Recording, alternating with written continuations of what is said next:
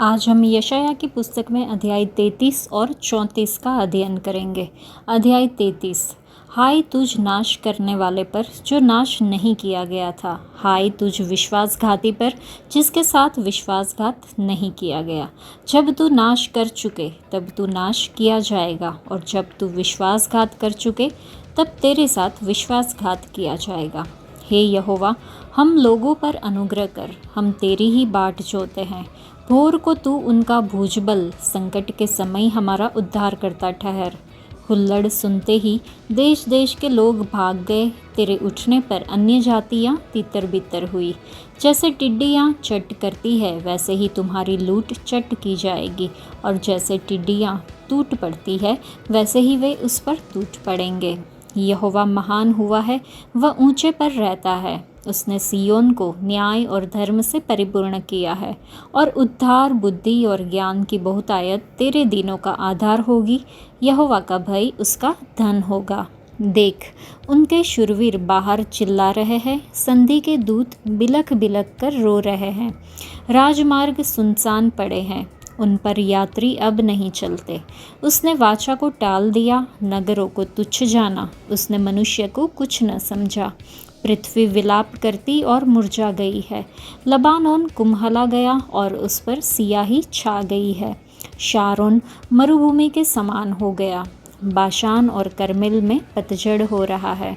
यहोवा कहता है, अब मैं उठूँगा, मैं अपना प्रताप दिखाऊंगा, अब मैं महान ठहरूंगा। तुम में सूखी घास का गर्भ ठहरेगा, तुमसे भूसी उत्पन्न होगी। तुम्हारी सांस आग है जो तुम्हें भस्म करेगी। देश देश के लोग फूंके हुए चूने के समान हो जाएंगे, और कटे हुए कटीले पेड़ों के समान आग में जलाए जाएंगे। हे दूर दूर के लोगों, सुनो कि मैंने क्या किया है, और तुम भी जो निकट हो मेरा पराक्रम जान लो। सियोन के पापी थरथरा गए हैं, भक्तिहीनों को कपकपी लगी है। हम में से कौन प्रचंड आग में रह सकता? हम में से कौन उस आग में बना रह सकता है जो कभी न बुझेगी? जो धर्म से चलता और सीधी बातें बोलता, जो अंधेर के लाभ से घृणा करता, जो घूस नहीं लेता, जो खून की बात सुनने से कान बंद करता और बुराई देखने से आँख मूंद लेता है, वही ऊंचे स्थानों में निवास करेगा। वह चट्टानों के गढ़ों में शरण लिए हुए रहेगा। उसको रोटी मिलेगी और पानी की घटी कभी ना होगी। तू अपनी आँखों से राजा को उसकी शोभा सहित देखेगा और लंबे चौड़े देश पर दृष्टि करेगा। तू भय के दिनों को स्मरण करेगा। लेखा लेने वाला और कर तोल कर लेने वाला कहाँ रहा? गुम्मटों का गिनने वाला कहाँ रहा? जिनकी कठिन भाषा तू नहीं समझता और जिनकी लड़खड़ाती जीभ की बात तू नहीं बुझ सकता, उन निर्दयी लोगों को तू फिर न देखेगा। हमारे पर्व के नगर सियोन पर दृष्टि कर। तू अपनी आँखों से यरूशलेम को देखेगा। वह विश्राम का स्थान और ऐसा तंबू है जो कभी गिराया नहीं जाएगा, जिसका कोई खूंटा कभी उखाड़ा न जाएगा और ना कोई रस्सी कभी टूटेगी। वहाँ महाप्रतापी यहोवा हमारे लिए रहेगा। वह बहुत बड़ी बड़ी नदियों और नहरों का स्थान होगा, जिसमें डांड वाली नाव न चलेगी और न शोभायमान जहाज उसमें होकर जाएगा। क्योंकि यहोवा हमारा न्यायी, यहोवा हमारा हाकिम, यहोवा हमारा राजा है, वही हमारा उद्धार करेगा। तेरी रस्सियाँ ढीली हो गई, वे मस्तूल की जड़ को दृढ़ न रख सकी और न पाल को तान सकी। तब बड़ी लूट छीन कर बांटी गई, लंगड़े लोग भी लूट के भागी हुए।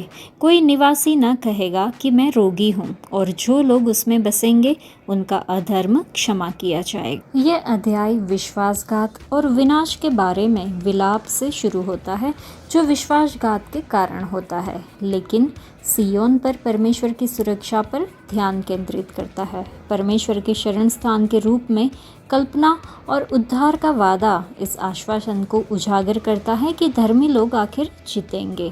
अध्याय का समापन एक ऐसे भविष्य के दर्शन के साथ होता है जहां परमेश्वर की महिमा प्रकट होगी और उसके लोग शांति और सुरक्षा देखेंगे। परमेश्वर की सुरक्षा और धार्मिकता पर भरोसा रखें।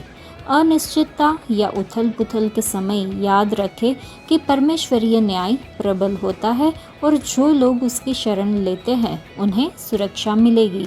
अशूर के आक्रमण से पहले ये भविष्यवाणी कही गई थी। यह भविष्यवाणी बताती है कि अजय प्रतीत होने वाला शत्रु पराजित हो जाएगा। जो लोग लंबे समय से उद्धार की प्रतीक्षा कर रहे थे उन्होंने परमेश्वर से उन पर अनुग्रह करने के लिए प्रार्थना करी। वह लोग प्रत्येक दिन विश्वासपूर्वक आशा के साथ परमेश्वर से प्रार्थना करते थे। परमेश्वर के लोगों ने उनके उद्धार से पहले ही परमेश्वर को महान बनाया और उनका धन्यवाद दिया। उन्होंने स्वीकार किया कि परमेश्वर सम्मान, आदर और विश्वासपूर्ण भय के योग्य है। परमेश्वर का न्याय आग की तरह आएगा जो मनुष्य के दुष्ट और बेकार कामों को भूसी और ठूंठ की तरह जला देंगे। यशायाह ने भविष्यवाणी की कि परमेश्वर अशूर के खतरे के बीच भी यरूशलेम की रक्षा करेंगे। इस अध्याय में यशायाह ने न्याय के दिन परमेश्वर के अंतिम उद्धार और आक्रमणकारी अशूरियों से यहूदा के उद्धार की तस्वीरों का मिलान कराया है। परमेश्वर के लोगों को सांसारिक उद्धार और उनके पापों की क्षमा का वादा किया गया है। साथ ही सभी आध्यात्मिक आशीषें भी दी गई है जो उनके अनुग्रह के साथ प्राप्त होगी। परमेश्वर का ज्ञान हमें सही और धर्मी निर्णय लेने के लिए तैयार करता है। जीवन की अनिश्चितताओं को परमेश्वर के अटल वचनों के भरोसे स्थिर किया जाता है। परमेश्वर की उद्धार शक्ति हमें आंतरिक सामर्थ्य और आत्मविश्वास देती है कि हम हर कठिनाई का सामना कर सकते हैं। प्रभु का भय जीवन में शांति, आनंद और उद्देश्य प्रदान करता है और उनकी उपस्थिति हमारा सबसे बड़ा खजाना बन जाती है। उद्धार हमें आशा में स्थिर करता है ताकि हम जीवन के तूफानों से डगमगाए नहीं। समय और मौसम पर परमेश्वर के नियंत्रण पर विश्वास हमें शांति और निश्चिंतता देता है। परमेश्वर पर केंद्रित होकर हर दिन की शुरुआत करने से हमें उनके उद्देश्य और योजनाओं पर भरोसा करने की प्रेरणा भी मिलती है। परमेश्वर सही समय पर बुद्धि और ज्ञान प्रदान करते हैं जिससे उलझनों में भी स्पष्टता मिलती है। प्रभु का आदर हमें उनकी कृपा, सुरक्षा और आशीर्वाद पाने योग्य बनाता है। परमेश्वर की उद्धार कृपा को पहचानने से हमें साहस और उद्देश्यपूर्ण जीवन जीने की प्रेरणा मिलती है। परमेश्वर दूसरों पर अत्याचार करने या उनसे जबरन वसूली से मिलने वाले लाभों से घृणा करते हैं। हम देखते हैं कि लोग कई तरह के घोटाले करते हैं। वे लोगों से पैसे ऐंठने के इरादे से उन्हें बदनाम और उनकी झूठी निंदा करने की धमकी देते हैं। परमेश्वर रिश्वतखोरों और हत्या करके लहू बहाने वालों से घृणा करते हैं। यहाँ तक कि आवारा कुत्तों जैसे निर्दोष जानवरों की हत्या भी नहीं की जानी चाहिए, क्योंकि परमेश्वर ने अपनी महिमा और उद्देश्य की पूर्ति के लिए सब कुछ बनाया है। पृथ्वी पर हर इंसान और जानवर का अपना एक स्थान है। मनुष्य को परमेश्वर के उद्देश्य और इच्छा को ध्यान में रखते हुए पृथ्वी और उस पर मौजूद सभी चीज़ों की देखभाल करनी चाहिए। हमें बुराई नहीं देखनी चाहिए। हिंसा, अशुद्धता और दुष्टता की बुराई हमारी पसंद या चुनाव नहीं होना चाहिए, क्योंकि परमेश्वर इन घृणित कामों से घृणा करते हैं। जो जन सर्वशक्तिमान परमेश्वर की तरह शुद्ध और पवित्र बनना चाहता है, केवल वही जन परमेश्वर के साथ रहेगा जो उनका शरण स्थान और गढ़ होगा, और चाहे रोटी हो या पानी उसकी सभी आवश्यकताओं से भरा होगा। इसके अलावा उस जन की आँखों को ही राजा की सुंदरता को देखने का विशेष अधिकार प्राप्त होगा। तो क्या आप राजाओं के राजा और प्रभुओं के प्रभु यीशु मसीह के चेहरे को देखना चाहेंगे? यह आनंद का एक अद्भुत अनुभव होगा। परमेश्वर द्वारा पवित्र बनाए गए ऐसे लोग उस भूमि को भी देख सकेंगे जो बहुत दूर देश में मौजूद है। स्वर्ग में नया यरूशलेम शहर, एक ऐसा नगर जिसकी सड़कें सोने की है, जिसकी रोशनी और महिमा एक सबसे कीमती मणि की तरह है, जो स्वच्छ कांच की तरह साफ है। 12 मोती के द्वार, 12 नींव की दीवारें जो यशब, नीलमणि, लालड़ी, मरकत, गोमेदक, माणिक्य, पीतमणि, पेरोज, पुखराज, लसनीय, धूमकांत और याकूब के कीमती पत्थरों से बनी है। देखने में कितना खूबसूरत और योग्य लोगों के लिए एक निवास स्थान। ये हमारे प्यारे परमेश्वर के वादे उन जन के लिए है जो उनका अनुसरण करेंगे और जो उनके साथ धार्मिकता, सच्चाई, पवित्रता और अखंडता में चलेंगे। हम पवित्र आत्मा की अगुवाई और मार्गदर्शन के आगे झुके और इस दूर के स्थान की भूमि को हमारी विरासत में लेने के लिए हम विजयी होकर आगे बढ़ें। इस अध्याय में भी वचन 14 से 16 पर अगर हम चिंतन करें तो हम पहली बार निर्गमन 3 में होरेब के पहाड़ पर जंगल में जलती हुई झाड़ी को देखते हैं। मूसा इसकी ओर आकर्षित हुआ क्योंकि यह जलती थी लेकिन भस्म नहीं होती थी। यशाया इस अध्याय में इस छवि का उपयोग करता है। पापियों को इस आग से डर लगता है जो भस्म कर देती है, लेकिन धर्मी लोग नहीं। वे भस्म करने वाली आग और अनंत जलने के साथ रहना चाहते हैं क्योंकि यह ऊंचे स्थान पर सुरक्षित रहने का एकमात्र तरीका है। चट्टानों के किले में जहां उन्हें बिना किसी समस्या के रोटी और पानी मिलता है। कोई भी जलना पसंद नहीं करता। हम में से ज़्यादातर लोग, जिनमें मैं भी शामिल हूँ, जलने पर कराहते हैं। हालांकि यह हमारी गलती है क्योंकि हम पाप के परिणामों से जूझते हैं। हमें बड़बड़ाना और शिकायत करना पसंद है। चलती हुई झाड़ी की खूबसूरती यह है कि जब हम मानव झाड़ियाँ अपनी गलतियों को स्वीकार करते हैं और खुद को वेदी पर मसीह से बांधते हैं तो परमेश्वर की आग हमारे पापों को जला देती है और उनकी उपस्थिति के साथ जलती हुई मानव झाड़ियाँ की मीठी खुशबू परमेश्वर की ओर एक ऐसी सुगंध के रूप में उठती है जिसे वह प्यार करते हैं। जब हम उसकी उपस्थिति की आग से घिरे होते हैं तो हम सुरक्षित होते हैं और हमारी देखभाल की जाती है। भले ही दुश्मन हमें अपनी आग से जला दे, हम आनंदित होंगे, विलाप नहीं करेंगे क्योंकि हम मसीह में सुरक्षित हैं। चलिए हम वेदी से बंधे रहने और आग के गर्म होने पर भाग न जाने की प्रतिबद्धता लें। हमारा संकल्प उस चिरस्थायी और भस्म करने वाली आग के साथ रहने का होना चाहिए जो हमें शुद्ध करती है और हमें इमैनुएल के रहने के लिए उपयुक्त स्थान बनाती है। अध्याय 34। हे जाति जाति के लोगों, सुनने के लिए निकट आओ, और हे राज्य राज्य के लोगों, ध्यान से सुनो। पृथ्वी भी और जो कुछ उसमें है, जगत और जो कुछ उसमें उत्पन्न होता है, सब सुनो। यहोवा सब जातियों पर क्रोध कर रहा है और उनकी सारी सेना पर उसकी छलछलाहट भड़की हुई है। उसने उनका सत्यानाश होने और संहार होने को छोड़ दिया है। उनके मारे हुए फेंक दिए जाएंगे और उनके शवों की दुर्गंध उठेगी। उनके लहू से पहाड़ गल जाएंगे। आकाश के सारे गण जाते रहेंगे और आकाश कागज के समान लपेटा जाएगा। जैसे दाखलता या अंजीर के वृक्ष के पत्ते मुरझाकर गिर जाते हैं, वैसे ही उसके सारे गण धुंधले होकर जाते रहेंगे, क्योंकि मेरी तलवार आकाश में पीकर तृप्त हुई है। देखो, वह न्याय करने को एदोम पर और जिन पर मेरा शाप है उन पर पड़ेगी। यहोवा की तलवार लहू से भर गई है। वह चर्बी से और भेड़ों के बच्चों और बकरों के लहू से और मेढ़ों के गुर्दों की चर्बी से तृप्त हुई है, क्योंकि बोसरा नगर में यहोवा का एक यज्ञ और एदोम देश में बड़ा संहार हुआ है। उनके संग जंगली सांड और बछड़े और बेल वध होंगे और उनकी भूमि लहू से भीग जाएगी और वहाँ की मिट्टी चर्बी से अधा जाएगी, क्योंकि पलटा लेने को यहोवा का एक दिन और सिय्योन का मुकदमा चुकाने का एक वर्ष नियुक्त है। और एदोम की नदियाँ राल में और उसकी मिट्टी गंधक में बदल जाएगी। उसकी भूमि चलती हुई राल बन जाएगी। वह रात दिन न बुझेगी। उसका धुआं सदैव उठता रहेगा। युग युग वह उजाड़ पड़ा रहेगा। कोई उसमें से होकर कभी न चलेगा।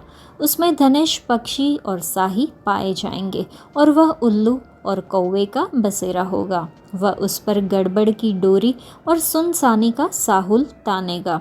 वहाँ न तो रईस होंगे और न ऐसा कोई होगा जो राज्य करने को ठहराया जाए। उसके सब हाकिमों का अंत होगा। उसके महलों में कटीले पेड़, गढ़ों में बिच्छू पौधे और जाड़ उगेंगे। वह गिदड़ों का वासस्थान और शुतुरमुर्गों का आंगन हो जाएगा।